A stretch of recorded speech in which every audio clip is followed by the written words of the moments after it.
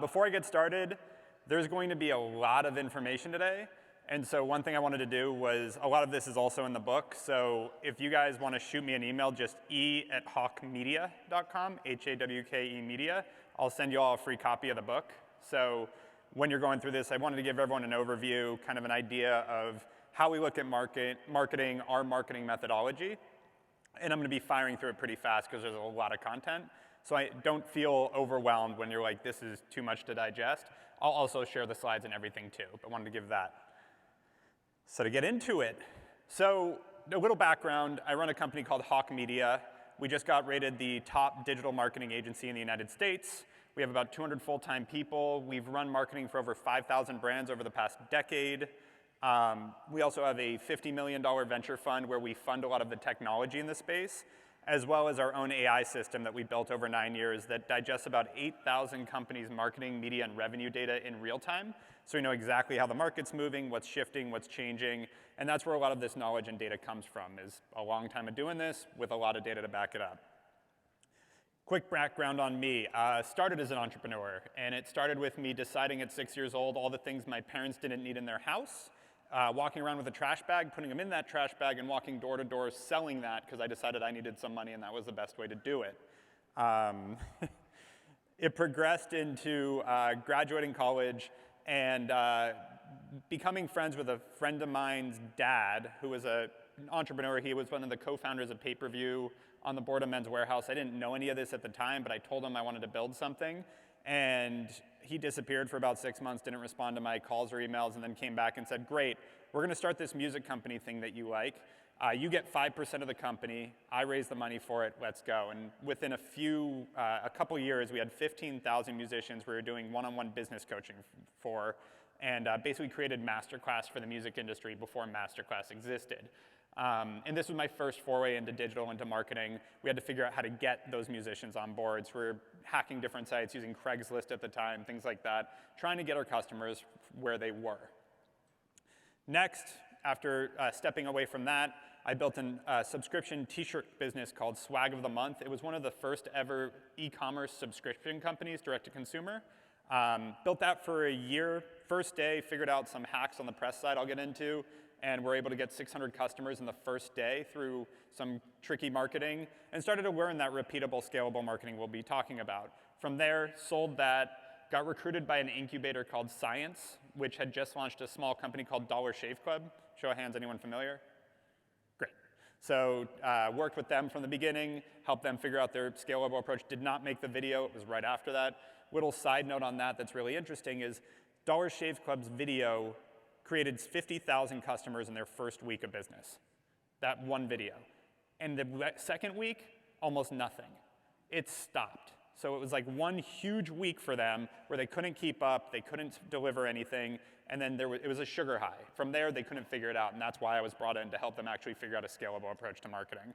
Helped that same incubator launch an activewear brand that we sold a year later to Bally Total Fitness called Ellie. It still exists today. So now to get into it. So we'll be talking about the marketing tripod. And again, this comes from auditing about 50,000 different companies' marketing over the past decade, working with about 5,000 of them, and just really paying attention to the consistency that comes in with marketing. And my goal is that I hate people that have a specific expertise and speak in a bunch of jargon that try to make themselves sound smart. Like, marketing is not rocket science. It should be simplified, and that was the goal with this. The goal with this whole idea is, how do I make this simple so that anyone that's running a business that's looking at this can go, okay, I get the basics of this and can actually give it an overview. So the 3 principles of marketing are awareness, nurturing, and trust. And again, think of it like a tripod. If you don't do one of these things, the whole thing collapses. So this is all about building a robust marketing strategy that will actually work and scale over time. You need to cover these 3 things. So awareness. The idea of awareness is filling that funnel, getting people into your business, making them aware that you actually exist. This is what most people think of as marketing. It's advertising, it's word of mouth, it's press, it's all the things that get your name out there. And it's really important. We'll get into why, but the idea is you have to constantly be driving new people into your business to grow. It's that simple. And if you're not growing, you're dying. Everyone's heard that cliche. And so awareness is critical when it comes to marketing. And this is where most people don't miss out, and I'll explain that. Every once in a while you do, though. So had a meeting, this is about 5 years ago now. I heard we're talking about HVAC and beauty and putting on your makeup. So one of the biggest makeup companies in the world, you all definitely know it, sitting in their nice office in New York, looks like the Palace of Versailles. Everybody's in nice suits, and we're talking about their marketing on some of their brands. And they're like, yeah, we're doing all this email marketing and all these things, but we're just not growing. And I'm like, well, you're doing email marketing to your existing customer base. Yeah, and we're doing referral programs and promotions, and we're staying in touch with them, and we have all these loyalty programs. I'm like, yeah, that's all stuff that's hitting your existing customer base.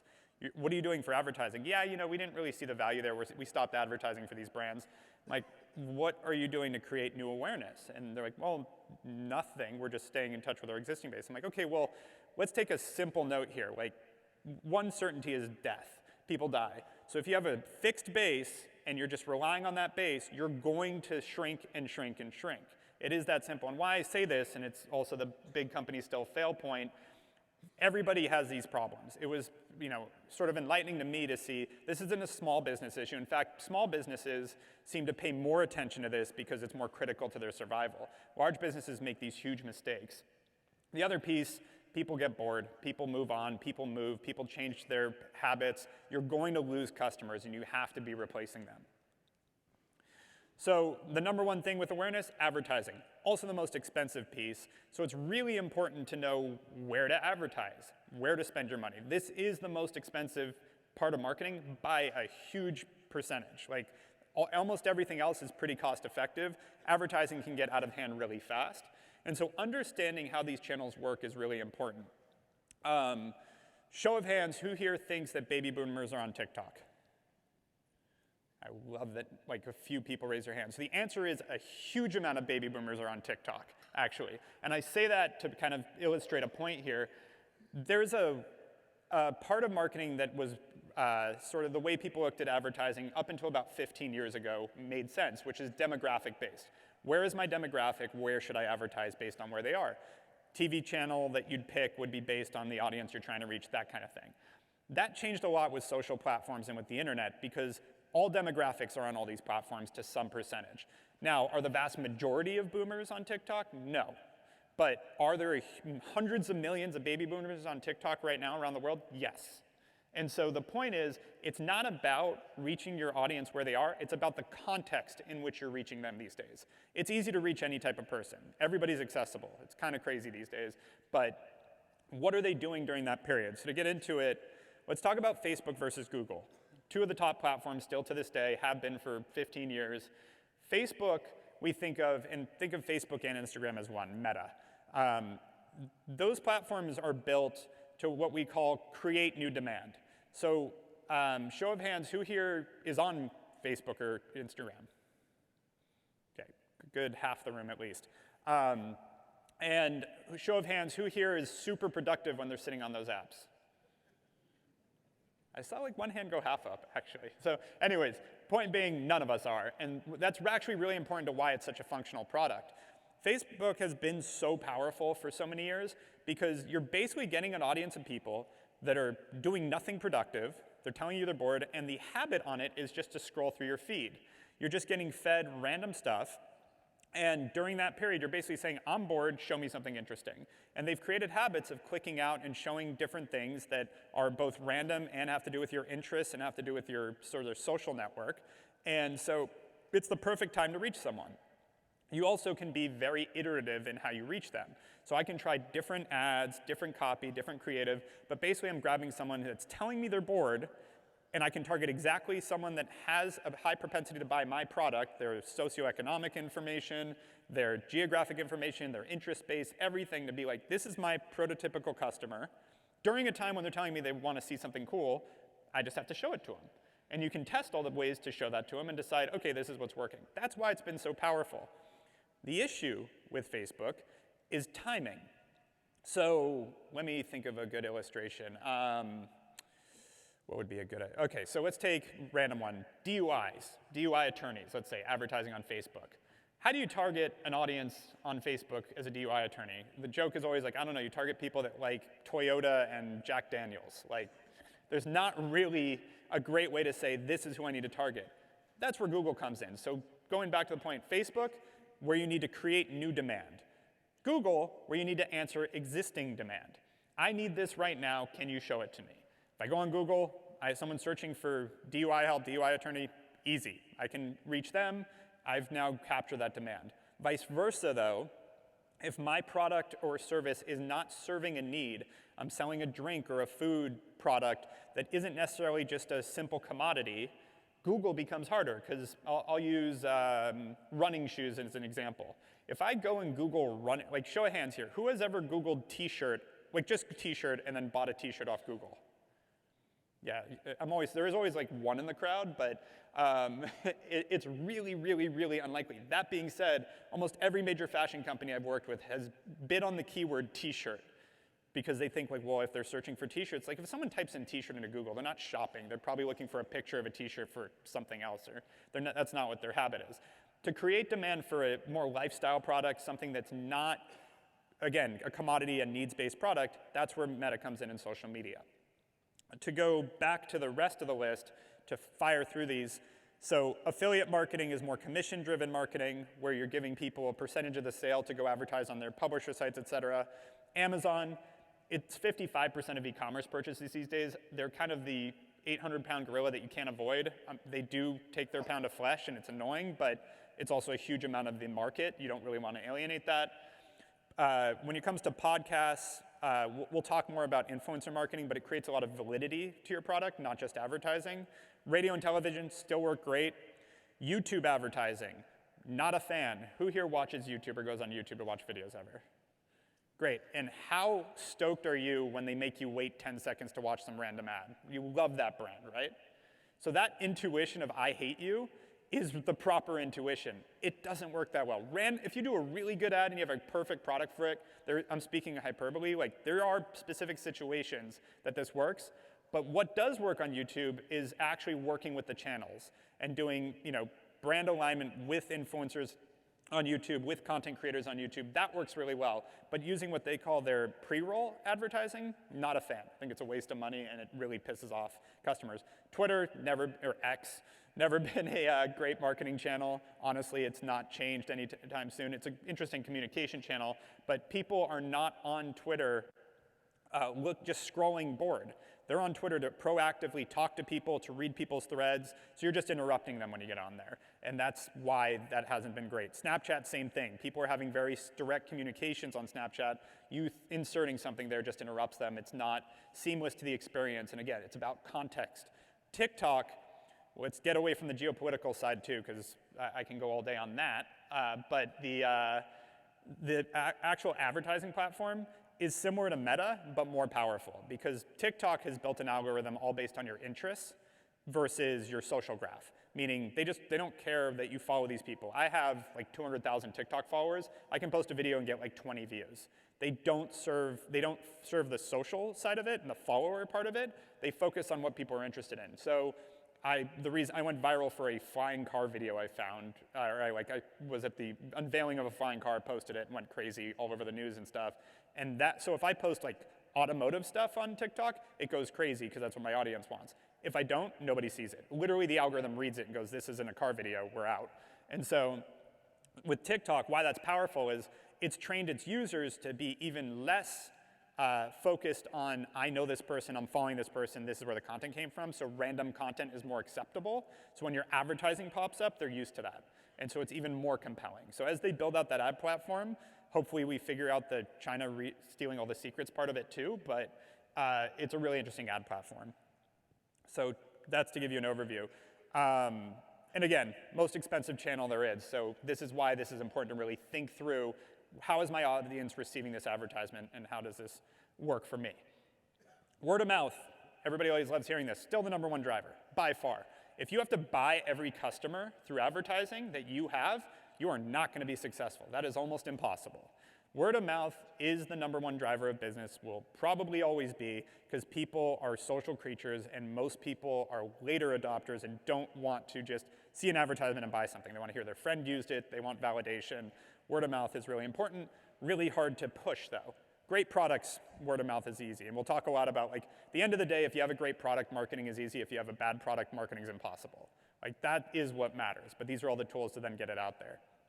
So one of my favorite ways to juice word of mouth is to create what we call a drive-by pitch. And the idea here is the elevator pitch, I believe, is dead. Like, you don't have 30 seconds, you have 3. And so the idea is, how can I illustrate what my product value proposition and differentiator is in 5 to 7 words in some way that makes that person compelled to come check it out? Not because it's hard for me to go tell someone for 30 seconds what my brand does, but I need you all to go tell other people. I need you to talk to other people about it. And I think we've all been there where we try to tell someone something we're really excited about, but we don't know quite how to articulate it, and that's probably the last time we talk about that thing. So if there's a product that you love, but you don't know how to tell someone about it, and you're like, yeah, it's this thing, but you can't really explain it, like that awkward feeling, you just don't go back there. So if you make it really easy for your customers to talk about you, that's where you get a lot of word of mouth. And so for us, this is what worked for us.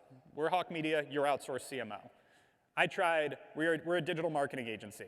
People would gloss over because I think you've probably all been pitched by shitty digital marketing agencies. And all these different things I tried marketing agency, I tried consultancy, I tried this, and then I started talking about like, well, we are elevated, we're more strategic, we're more of like an outsourced CMO, and we work with CMOs, we advise for them, but that's how we do it, and that little tagline, I watch people's eyes light up, and that's why I talk about this, is the way to figure this out as business owners is the ground game, the hand-to-hand combat. Go talk to people.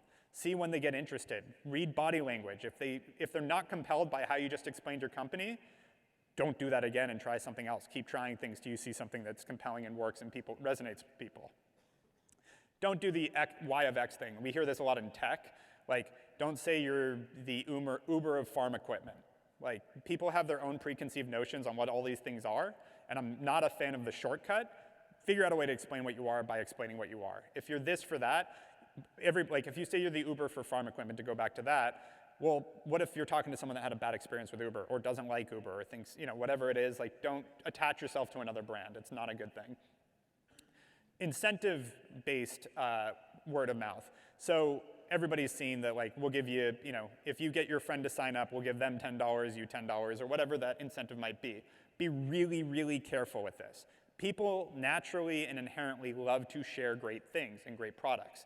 And what happens is if you provide an incentive, you can actually dissuade. So example would be, if I just said, hey guys, if any of you know anyone that needs marketing help, would love to help them, make an intro. There's probably a few people in here over time that get to know me, go, oh yeah, I can introduce you. Now if I tell you, hey guys, if any of you introduce me to a friend that needs marketing, I'll give you $0.25. I don't think I'd get a single person. In fact, the few people that might have done it in the first place are now like, I don't want $0.25, like no. And so what I just did was I took away the inherent value of just liking to do something nice for a friend or connect people and just turned it into the value of $0.25. So like when you're thinking about these incentives and how to get people incentivized to refer friends and all that, really be careful not to under-incentivize and actually take away just the intrinsic value of it. So yeah, it's about selling without selling, and the way I would say that is like, I use Red Bull as the example. I've never seen an advertisement from them selling the idea of an energy drink.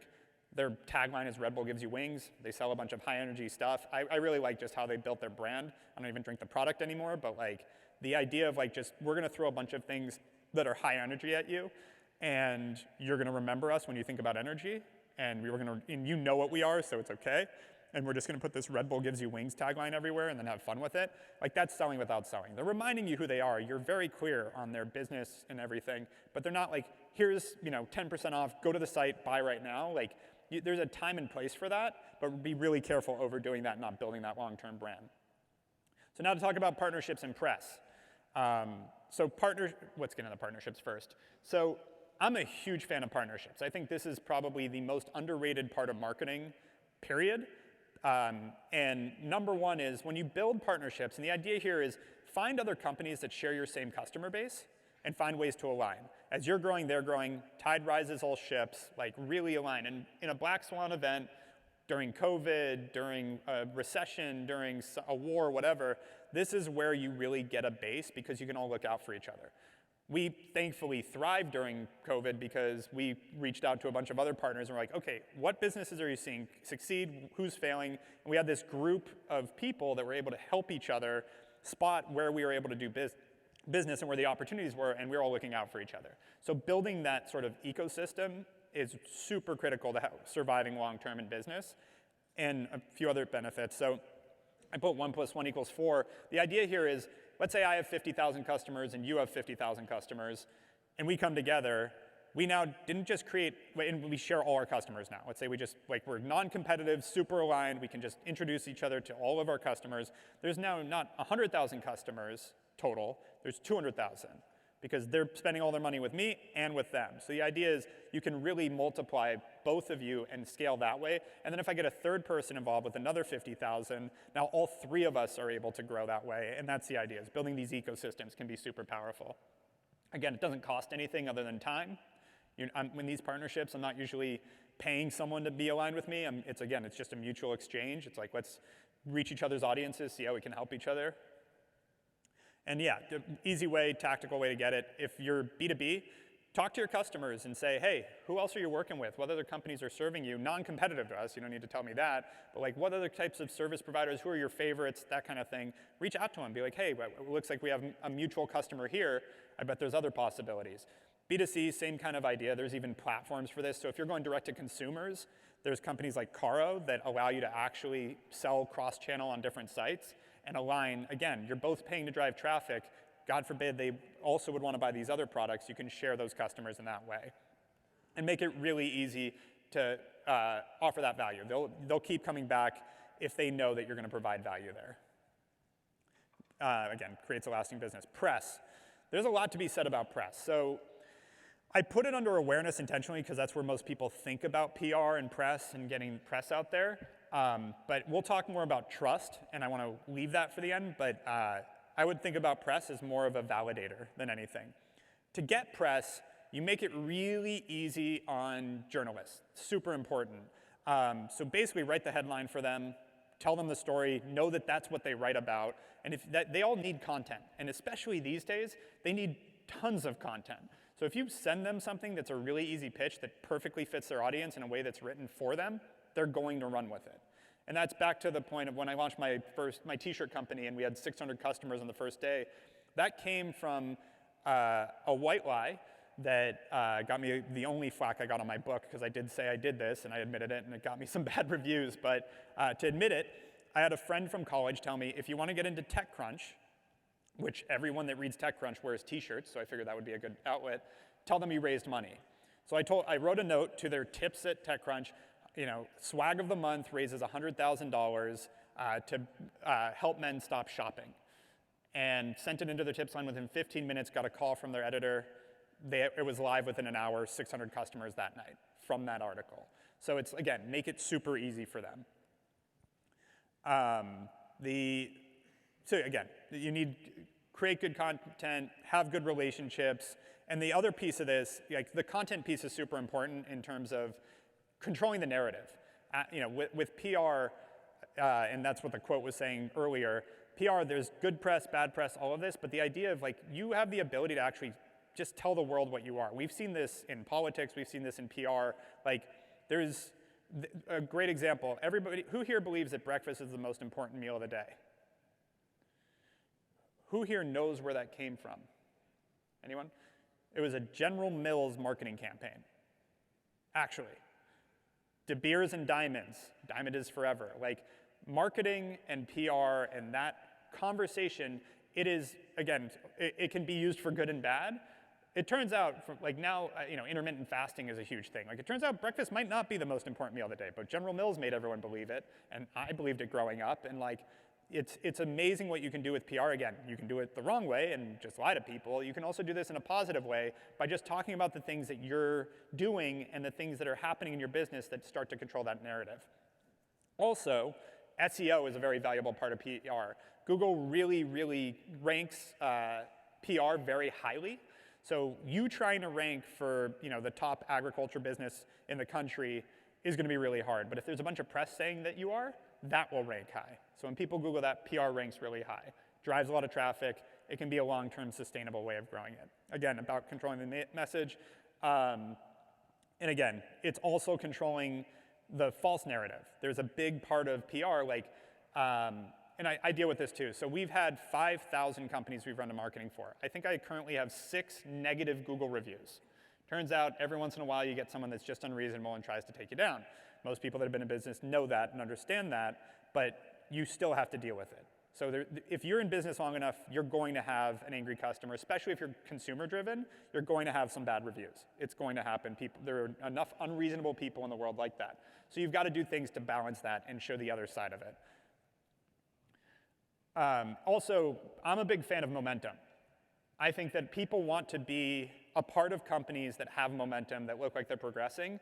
I make an effort to try to find some piece of press or push some piece of press every week for ourselves. I think that drum roll and that constant sort of reminder about us and about any company really helps build that momentum. These key takeaways, again, I will send this around, but I wanted to sum it up. I don't need to recap it, but I wanted to give that to you guys when I send out the slides. So nurturing, second pillar, that was awareness. Nurturing, this is the most missed part of marketing, by far. And it's really about increasing your conversion rate of a customer from when they're aware of you. Remember, awareness is just about creating awareness that you exist. It's not about converting them to a customer. This is where you convert them. And then keep them a long time and increase your lifetime value of a customer. So the number one thing I see companies not understand and miss of all sizes is their average purchase cycle, especially in a world now where we all live with tons of spreadsheets, tons of data, and we're just looking at these sheets and taking them as gospel. People forget to take a step back and understand this. So I guarantee everyone here understands the concept that if I showed you an advertisement right now, there's a few standing behind me, well, you're not going to buy instantly. But I also know that almost every one of you, if I was running your advertising, you'd be looking at daily how much I spent and how much did I make. Even though those two are complete conflicts. People do not buy the moment they see an advertisement. So if you measure it that way, you cut off your nose to spite your face. And again, 90-something% of marketers I work with forget this. It's not that they don't understand it when I say this, but when they're looking at their data, they're looking at either how much I spent this today and how much I made, how much I spent this month, how much I made. Like that is how people are trained to look at marketing these days. And the problem is if you're not paying attention to your average sales cycle or average purchase cycle, you're going to miss out on a lot of what's happening there. And as the price point goes up, that sales cycle gets longer. And so really critical, and I'll talk about how to calculate this, but to give you all a ballpark, for an average sale, and this is direct to consumer numbers, for $50, it's about 3 weeks. For $100, it's about 5 weeks, $200, about 6 weeks, and it goes between 2 and 3 months at max for any type of impulse buy. But again, if you're thinking about that, if it's 2 months, and you're measuring weekly advertising and weekly returns, you're going to miss a huge portion of your customer base. And you're going to, again, that's 1 week out of 2 months of sales that you're getting. And now you're going to think your advertising isn't working. And we'll talk more about that. But again, that's the Facebook data misconception. Facebook only reports a 7-day window. And I just told you, a $50 purchase takes 3 weeks.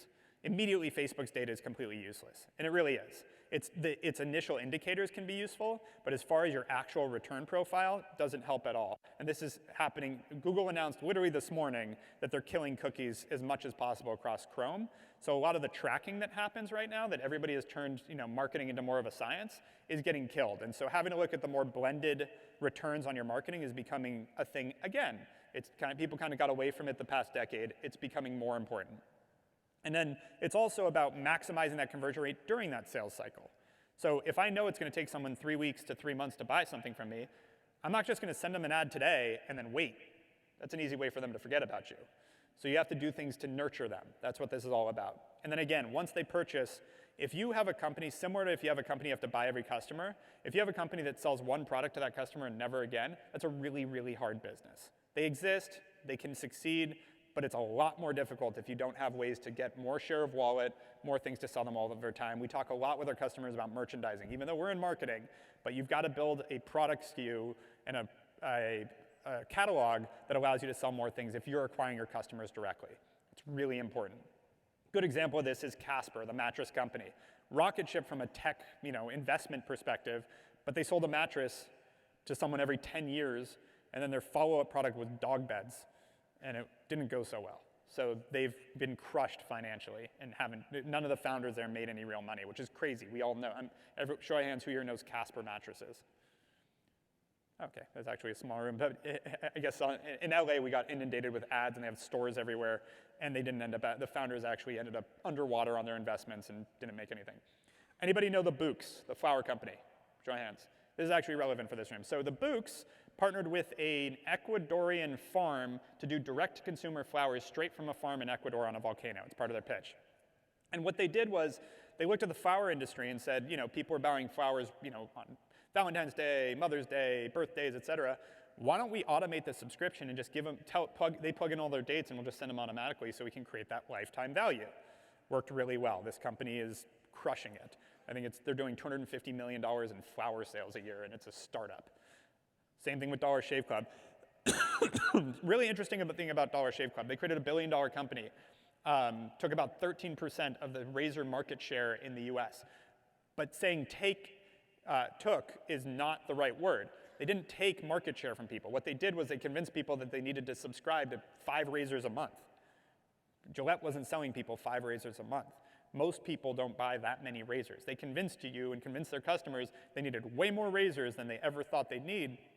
And so they created their market out of thin air by creating this LTV model that they just kept this recurring revenue model of sending you razors constantly by telling you, it's cleaner. And there's truth to it. There was sanitation reasons, et cetera, but they just automated for it. And people were like, yeah, sure, sign up.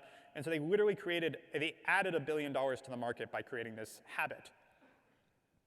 So again, this is all about averages, not anomalies. This is what's important too, is to remember, don't look at don't get stuck with shiny objects, and we'll talk more about that. Don't chase the sugar high of what Dollar Shave Club's video. It's all about building an average, scalable, repeatable model here, that you understand your sales cycle, you understand what your CAC and LTV are, so that you can continue to scale that predictably.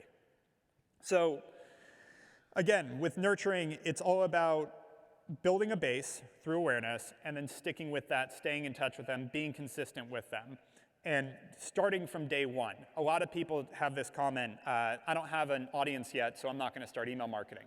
Well, if you have one person, they need to be emailed. So it's about you need to start this from the beginning, because if you get a bunch of people you advertise to and you're not immediately emailing them, staying in contact with them, nurturing them, you're going to fall off. You're going to miss all those customers. And by the time you build it, it's going to work for the future, but it's not going to work for the past. So you need to set this net up front. So to calculate your sales cycle, again, there's a lot of different ways to do this. One of the easiest ways is if you have a good tracking system, track when someone visits the site to when they purchase. A very shortcut way to do it. It's not perfect, but it works. When they give you an email address, if you collect email addresses or phone numbers on your website, or in some way when you collect a customer's contact, keep track of when they first gave you a contact to when they bought. But these are important things to start to keep track of so you understand the psychology of your customer. So also, one thing to do when you're nurturing, take your different value propositions. I always like having, it's kind of a default, a lot of companies do this, sort of top value proposition, this is who we are, your outsourced CMO, and then 3 sub-propositions. For us, it's AI-enabled. We have this whole AI system that powers what we do, so we think of our people as bionic. They have this whole computer robot working behind them to make them much faster, efficient, better. We're tech integrated. We're investors and partners in most of the tech ecosystem and marketing, because from the beginning we started funding a lot of the tech we wanted to see happen. And then we've been doing this 10 years. We're a marketing powerhouse. So what we do then, and what we would do is, you have the overall value proposition that draws them in, and then we follow up with 3 different messages that talk about those 3 different things. Different people are going to be sold by different messages. So one person might be really interested in our tech integration, another one in AI, another one in the fact that we've just been around and we know what we're doing. People are different. Giving them these different follow-ups really help during that nurturing period to close. And again, it's more about cast your net, really try different things, really. The part here that's important, we'll talk more about the different channels, is leverage all the different channels.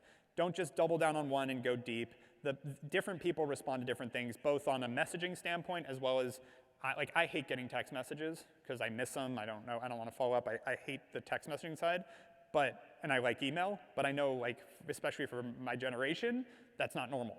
A lot don't like email and don't check their email. I live in my email, so it's important. This is a fun little anecdote. Everyone here know what an FAQ is on a website? Okay. With your websites, I learned this with my t-shirt company. We put up very standard FAQ about us, all that. You think that's what you're supposed to do.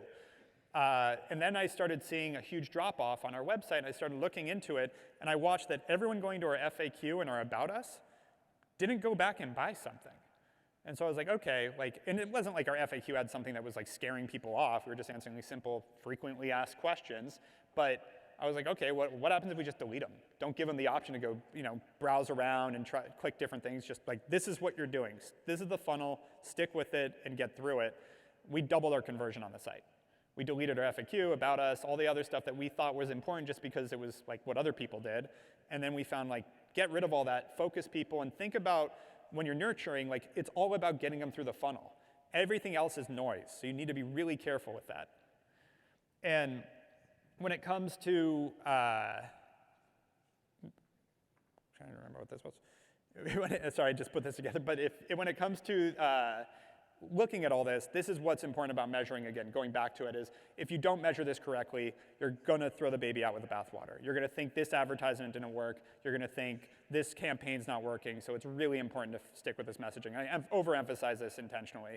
And again, it's all about that conversion rate, building mechanisms that help convert. This is a really important point. Wevo's become the #1 web optimization company for e-commerce.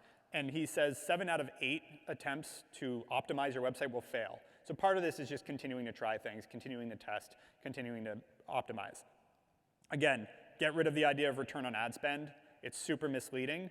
Talk about true ROI. True ROI is just your CAC to LTV, your cost to acquire a customer to your lifetime value of a customer. Most businesses will talk about this.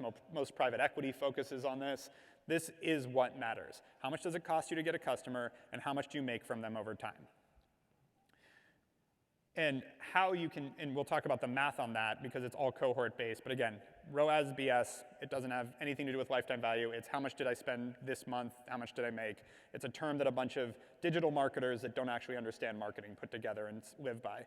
So when it comes to lifetime value, if you're a smaller business that can't wait 3 years, 5 years to get the returns from your customers, I like calculating it over the course of 1 year. How much can I drive that up? How much money can I make from a customer over the course of a year? Not one purchase, but can I bring them back to buy more? And then as you get to mid or later stage companies, larger companies, that's when they get into more of 3-year lifetime is more common. Again, #1 thing to do to optimize lifetime value, have great products. It's not a marketing trick. That is #1. It's impossible to market bad products. It's really easy when it's good.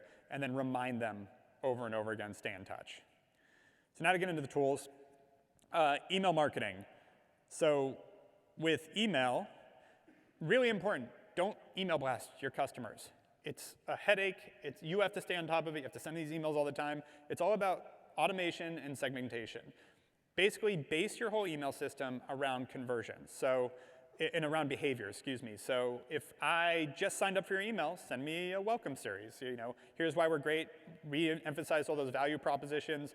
Really give people all the different reasons why they should buy. And then let's say I bought a t-shirt from you, and you know that t-shirt goes great with this hat, tell me.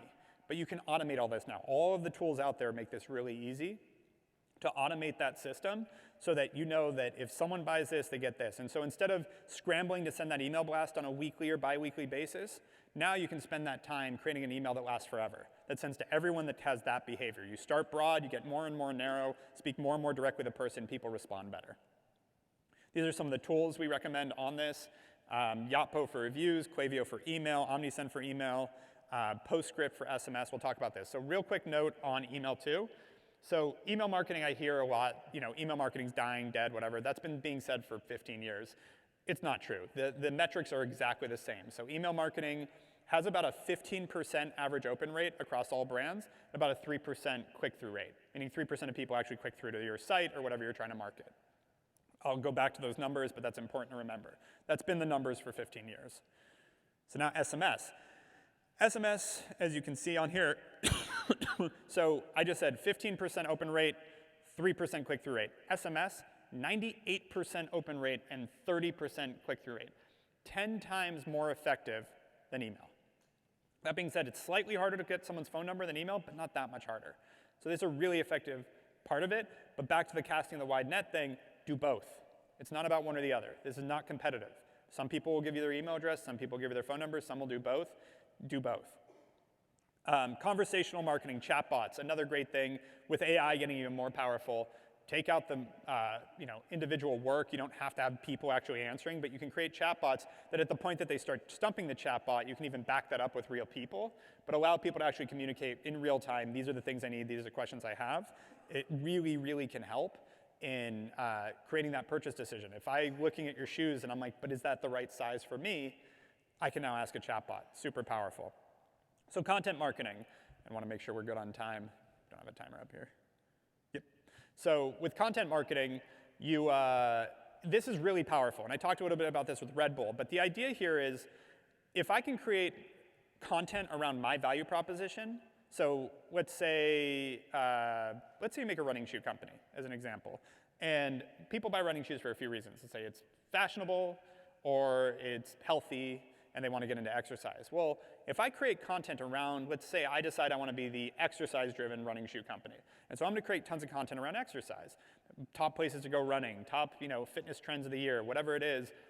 That's engaging my audience above and beyond a sales cycle. And inherently will get them more engaged with me, which means I'll get more sales. It's really hard to measure, so a lot of these sort of direct response marketers shy away from this, but it is so powerful to create content that just keeps engaging people.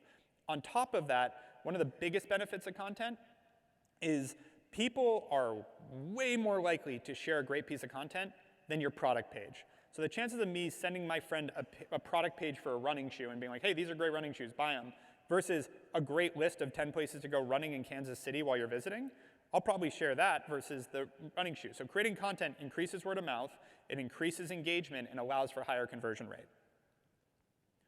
Loyalty programs, I just always like to highlight great things. People do buy into these point systems, all those kind of things. We actually had a company that basically competed with Amazon by selling on Amazon and then recruiting people into their own loyalty program, so took the business back by creating their own loyalty. People will buy directly from you if you give them a small reason.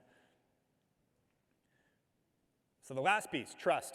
Promise we're getting through this. So synonymous with brand, trust is the third pillar of marketing. And so tools about this.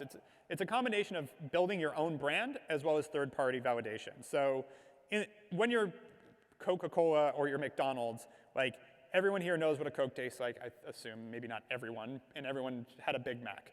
And so the idea is I don't need anyone to tell me what that is. If I'm anywhere in the world, and I've done it, I've had Big Mac in Egypt and Coca-Cola all over the world, like you know what you're getting.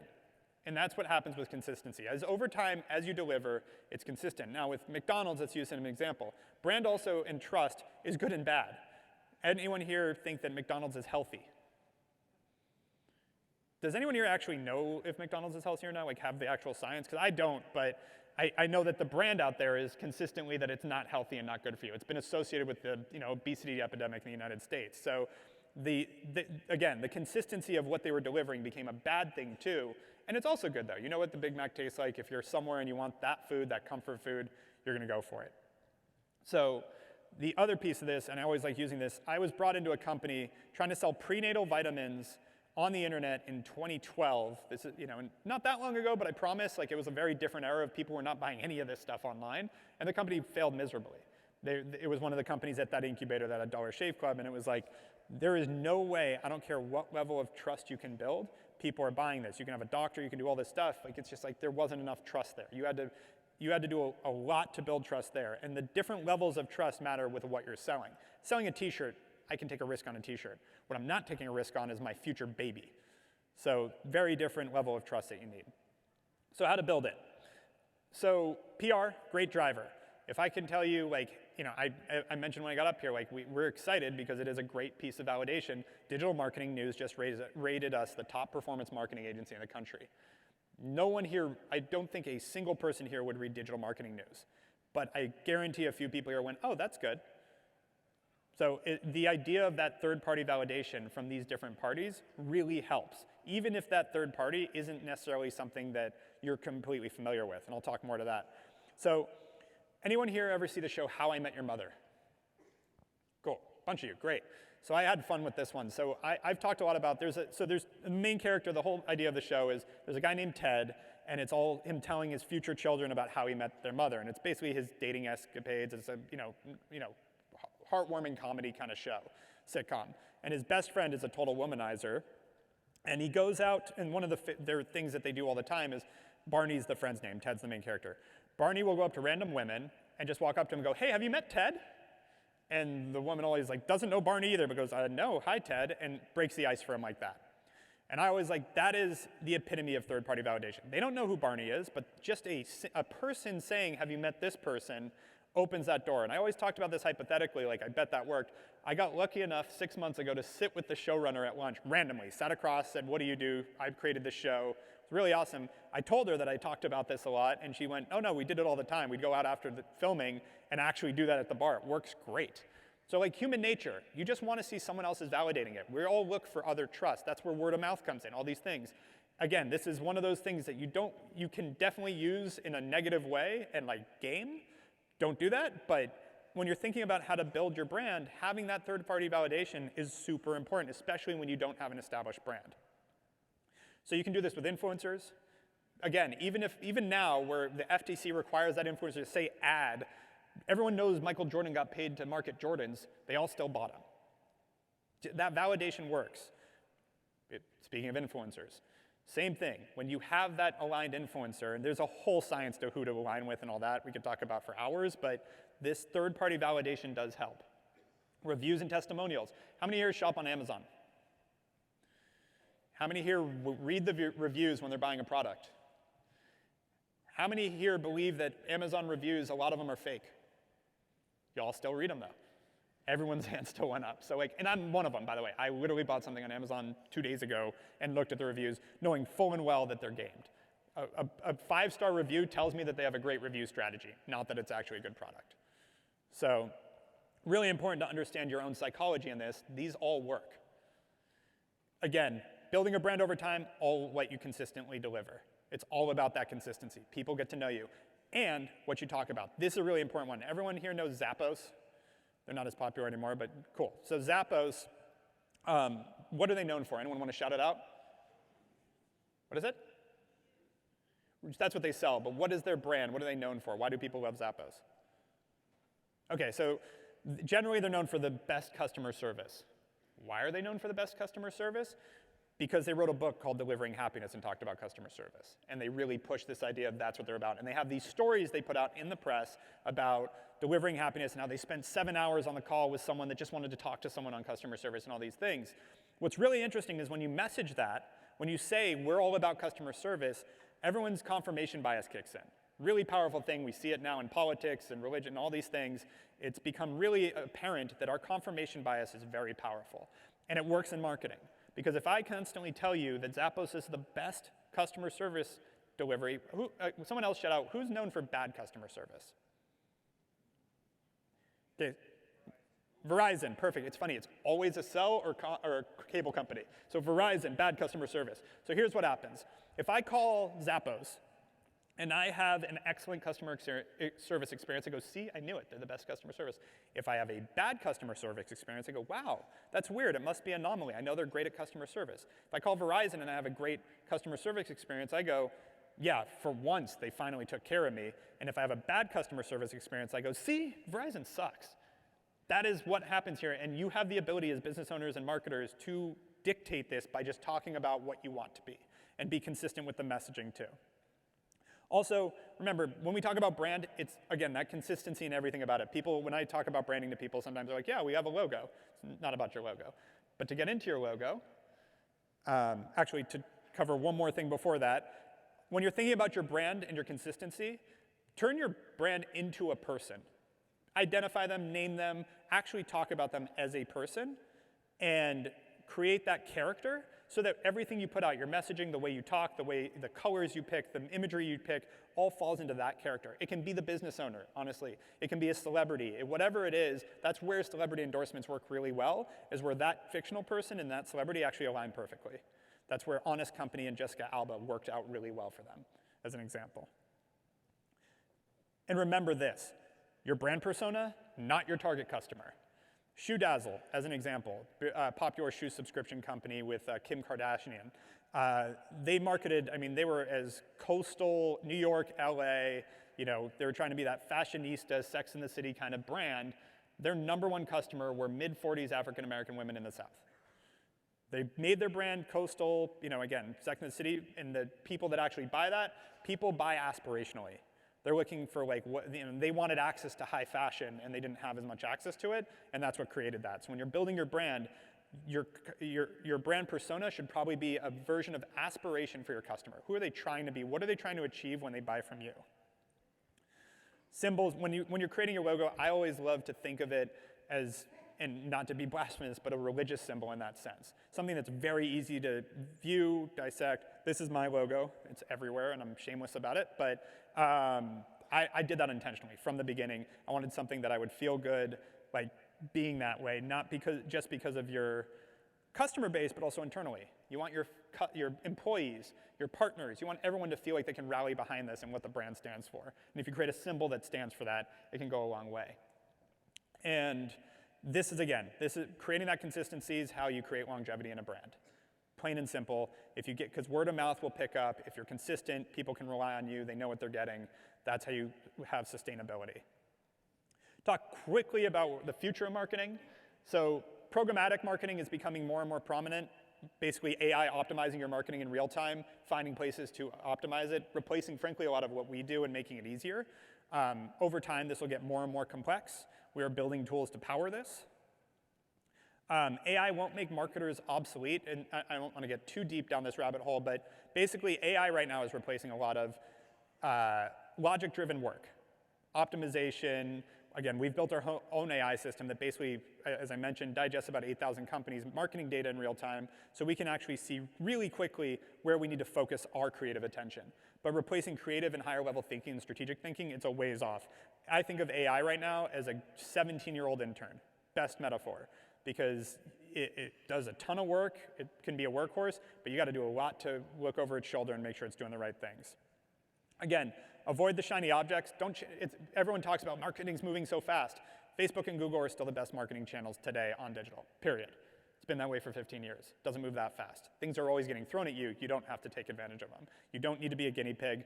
First mover advantage in marketing is generally a fallacy. You can get some PR for it, but I always like to let other people break the platform, test it out, and then jump in when it's actually working. With that, again, please feel free to email me, e@hawkemedia.com. Also happy to get our team to do a marketing audit for any of you, but happy to send you the book, the deck, and thank you for having me.